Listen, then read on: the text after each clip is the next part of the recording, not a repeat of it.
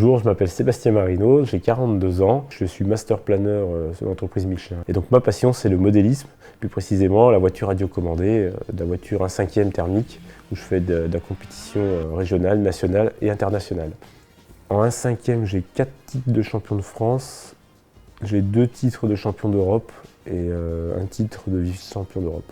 J'ai démarré à l'âge de 14 ans et par hasard je suis tombé sur un magazine de voitures radiocommandées, donc de modélisme, et je me suis dit pourquoi pas, c'était sympa. Et à l'époque, j'étais rentré dans un magasin qui nous jouait et où ils faisaient du modélisme, c'était un magasin où ils en vendaient, et ça a démarré comme ça. J'ai commencé en 1/10.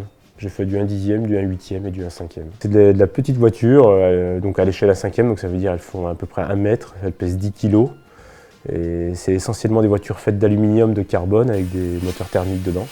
Et on retrouve vraiment tous les réglages comme une vraie voiture. Et donc après, faut savoir régler sa voiture et avoir le ressenti pour bien la piloter et être rapide. Mine de rien, derrière la radio, on arrive à ressentir les sensations et c'est ce qui fait qu'on arrive à être rapide parce qu'il faut être capable de ressentir toutes les sensations de la voiture. Et après, bon, j'ai eu des périodes d'arrêt forcément, parce que quand on grandit à le travail, donc au début, on ne peut pas forcément faire du modélisme et travailler. Et après, c'est vrai que vers les 23-24 ans, là, j'ai repris, et c'est de là où j'ai commencé vraiment à faire beaucoup de compétitions nationales et internationales après. Il y a toujours un ou deux copains qui veulent qu'on vienne rouler avec eux sur les courses, donc on commence par faire une course régionale. Puis de là, ça marche bien, donc on se dit on va aller faire un championnat de France.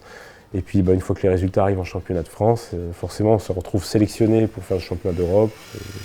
Et c'est comme ça qu'on termine le championnat d'Europe. Ça m'a permis de visiter toute la France et c'est vrai que plusieurs pays d'Europe, je dirais que celui qui m'a le plus plu, ça reste quand même les Pays-Bas, en Hollande.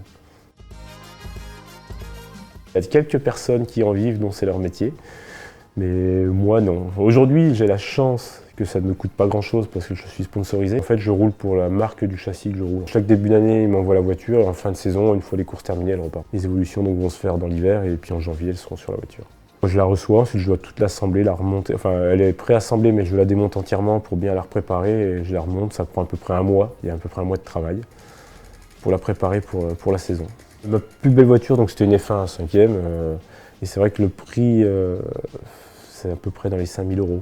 Je dirais tout compris. J'aime pas l'agressivité, donc je suis plus fair play sur la piste qu'agressif. Il faut être calme, je pense. Il faut savoir rester calme, avoir de la dextérité.